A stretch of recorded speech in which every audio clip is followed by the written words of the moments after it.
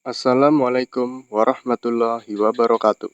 Perkenalkan, nama saya Tito Kurniawan dengan NIM 211011132100008 dan rekan saya yang bernama Muhammad Nur Ripani dengan NIM 2110113210014 dari Prodi Pendidikan Ekonomi, Fakultas Keguruan dan Ilmu Pendidikan, Universitas Lambung Mangkurat. Video ini dibuat guna menyelesaikan salah satu tugas mata kuliah pengantar bisnis dengan dosen pengampu Bapak Dr. Ananda Setiawan, MPD. Apa iya, di zaman sekarang masih ada yang nggak tahu sama minuman Coca-Cola? Ya, sekarang Coca-Cola sedang menjadi perbincangan hangat setelah Cristiano Ronaldo menggeser dua botol minuman bersoda itu dan menggantinya dengan botol air mineral. Momen tersebut terjadi dalam konferensi pers perhelatan Euro 2020. Semua orang pasti sudah pernah mencicipi minuman ringan yang satu ini. Coca-Cola saat ini telah diminum hampir 900 juta orang tiap harinya. Benar-benar menakjubkan. Awal mula dari Coca-Cola ini adalah sebuah minuman yang ditemukan atau diracik yang awalnya bukan untuk suatu minuman yang dikonsumsi oleh orang banyak. Dilansir dari Britannica, minuman Coca-Cola lahir pada tanggal 8 Mei tahun 1886 oleh seorang apoteker dari Atlanta, Georgia, Amerika Serikat. Setelah seorang reporter bernama John Steed Pemberton meracik sebuah minuman sirup segar untuk mengobati berbagai macam penyakit. Beberapa sumber menyebutkan minuman tersebut berbahan ekstrak daun koka yang merupakan bahan baku kokain yang dicampur dengan tambahan kafein dari kacang kola. Itu sebabnya minuman tersebut diberi nama Coca-Cola, yang berasal dari nama kedua ekstrak tersebut. Namun, pada tahun 1903, ekstrak daun kola dihilangkan dari formula. Meskipun demikian, Coca-Cola selalu menyangkal dan menyatakan bahwa produknya sama sekali tidak mengandung ekstrak daun koka, baik dulu maupun saat ini. John Pemberton menjual minuman dengan rasa sirup soda tersebut di pasar. Saat cuaca panas, minuman tersebut laku keras. Perusahaan tersebut kemudian beralih ke tangan Greg Candler pada tahun 1891, seorang pengusaha yang juga berprofesi sebagai apoteker yang membeli usaha milik Pemberton. Ia lalu mendirikan perusahaan baru bernama Coca-Cola Company setahun setelahnya. Di tangan Candler, penjualan minuman Coca-Cola semakin melejit. Dari awalnya hanya 9.000 botol di tahun 1890 menjadi 370.877 botol di tahun 1900. Coca-Cola kemudian mendirikan beberapa pabrik di Dallas, Los Angeles, dan Philadelphia. Selain laris manis di Amerika Serikat, penjualannya juga moncer di Kanada.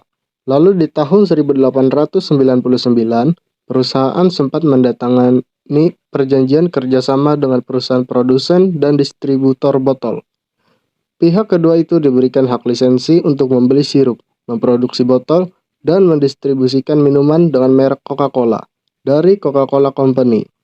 Perjanjian lisensi itu menjadi dasar sistem distribusi unik yang sampai sekarang menjadi ciri khas Coca-Cola hingga sampai saat ini.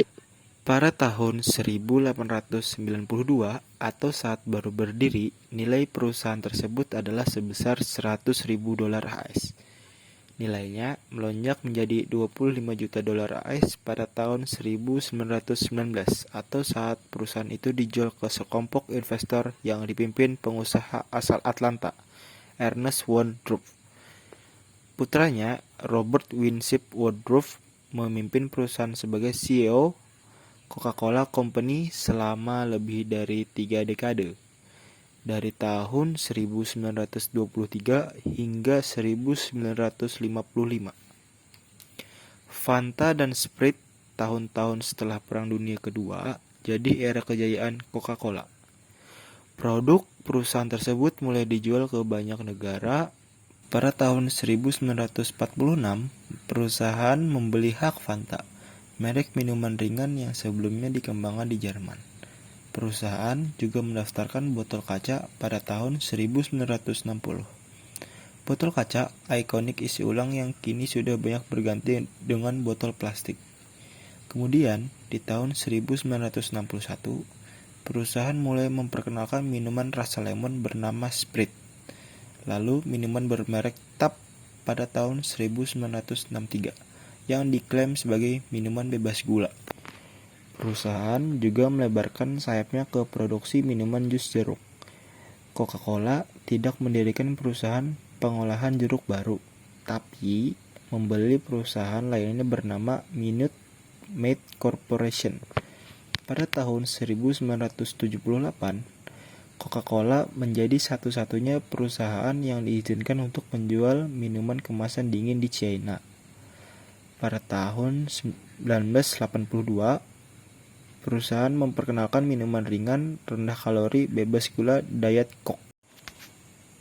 Perusahaan tersebut terus mengembangkan beberapa formula rasa baru agar penjualan tidak menurun. Namun, beberapa varian rasa baru tidak diterima dengan baik dan memicu kekesalan konsumen. Hal itu mendorong Coca-Cola kembali menghidupkan formula lama yang disebut sebagai Coca-Cola Classic. Masuknya Coca-Cola ke dalam bisnis film, perusahaan memperluas lini bisnisnya. Tahun 1982, Coca-Cola mulai menjadi pemegang saham di Columbia Pictures Industries, sebuah perusahaan pembuat film kenamaan di negeri Paman Sam. Tahun 1990-an adalah era di mana perusahaan semakin memperluas pasarnya di benua Asia dan Eropa. Di tahun-tahun itu pula, Coca-Cola mulai memperkenalkan botol plastik. Mereka terus menciptakan merek-merek baru mendampingi minuman Coca-Cola. Beberapa merek minuman milik Coca-Cola antara lain Powerade, Kyo, Mazza, Inca Kola, dan Thumbs Up. Lalu terakhir di tahun 2005, perusahaan meluncurkan produk Coca-Cola Zero yang diklaim perusahaan sebagai minuman tanpa kalori namun tetap dengan rasa Coca-Cola asli. Nilai yang terkandung dalam video ini adalah Anda harus pintar melihat peluang usaha dan mempunyai skill pemasaran yang baik.